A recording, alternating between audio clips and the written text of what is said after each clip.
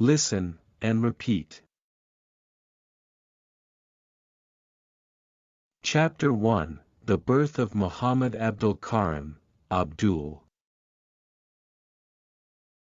Muhammad Abdul Karim was born in India to a Muslim family in 1863 in the city of Jhanzi.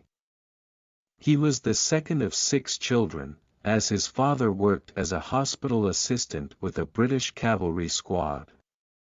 When Karim grew up, he got a job as a clerk in a prison in Agra. The prison where Karim worked included a prisoner rehabilitation program, where they were trained in carpet weaving. In 1886, several prisoners traveled to London to display their textiles at an exhibition, and Karim helped the prison superintendent, John Tyler, arrange the trip to the English capital. Queen Victoria, who was then in her late 60s, visited the exhibition. Having been named Empress of India in 1876, the Queen showed interest in the Indian lands under her rule. At the same time, Queen Tyler told him that she wanted him to choose 2 Indian servants who would serve for a year during her Golden Jubilee, marking the 50th anniversary of her accession to the throne. He chose Tyler Karim and another man, Muhammad Boksh. Karim then learned English and taught British etiquette before traveling to England. Chapter 2, Meeting Karim and Queen Victoria. The Queen and Karim first met on June 23, 1887, and the next day, Victoria took part in a procession and attended a prayer of thanksgiving at Westminster Abbey. It was during this period that Victoria gained wide fame. He was soon promoted to builder, and taught Hindustani and worked as a writer. Queen Victoria's family and servants were frightened and accused Abdul Karim of spying for the National Muslim League and incited the Queen against Hindus. Frederick Ponsonby, Sir Henry's son, discovered that the originator had not investigated the truth about his lineage, so he told Lord Elgin, the Indian viceroy, the similarity between what the creator did and what John Brown used to do. Victoria ignored these claims and considered them motivated by racial prejudice. Abdul Karim remained in the service of Victoria until he returned to his native India after being retired after her death. Under the influence of Abdul Karim, India's minister to the Queen, Muslim Indians were treated much better than Hindus, and this difference in treatment was one of the reasons for the outbreak of violence that later led to the partition of India.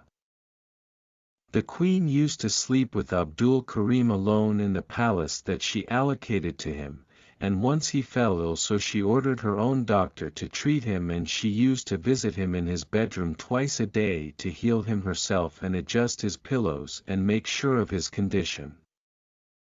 In 1890, the Queen ordered her painter Heinrich von Angeli to paint a portrait of Abdul Karim and put it in her office, knowing that the court and the royal family would have no mercy on Abdul Karim after her departure, so she gave him a piece of land in India and a salary of 600 rupees per year. In 1894, the Queen had ordered Abdul Karim's father to be granted a retirement with honors with the title of Khan Bahadur. The Viceroy of India commented on the matter by saying, "All this for a nurse?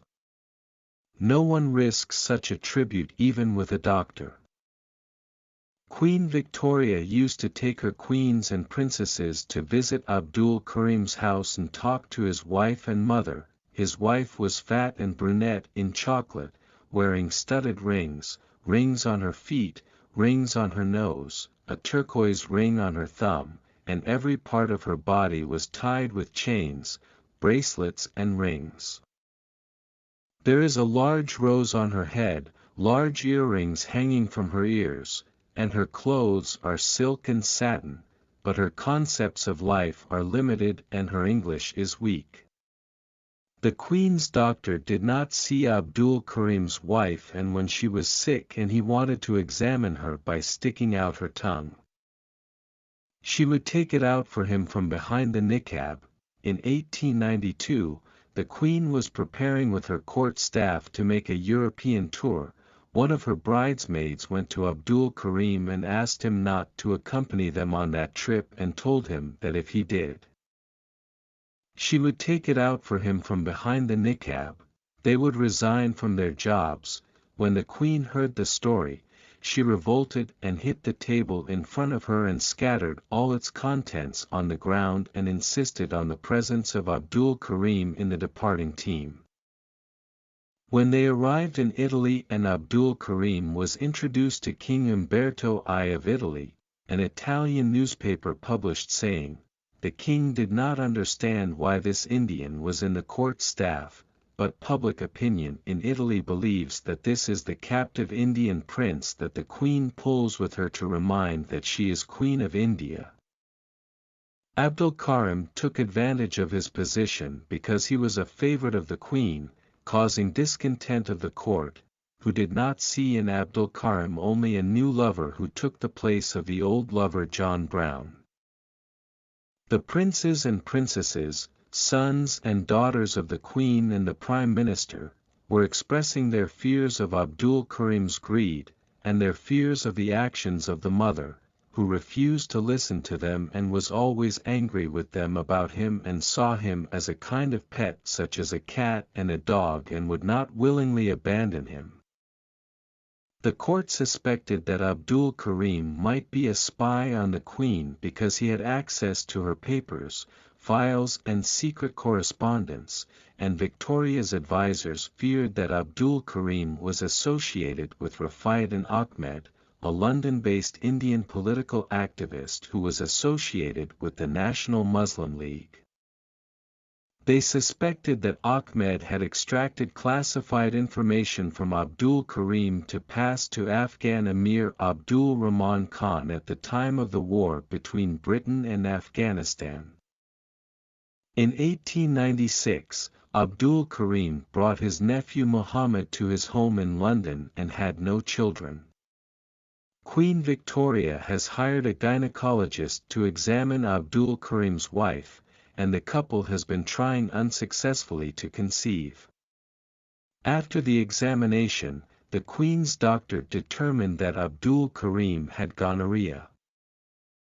The doctor warned the Queen that her attachment to Abdul Karim led to questions about her sanity, so in late 1898 Abdul Karim's purchase of a plot of land adjacent to the plot given to him by the Queen was completed and he became a wealthy man.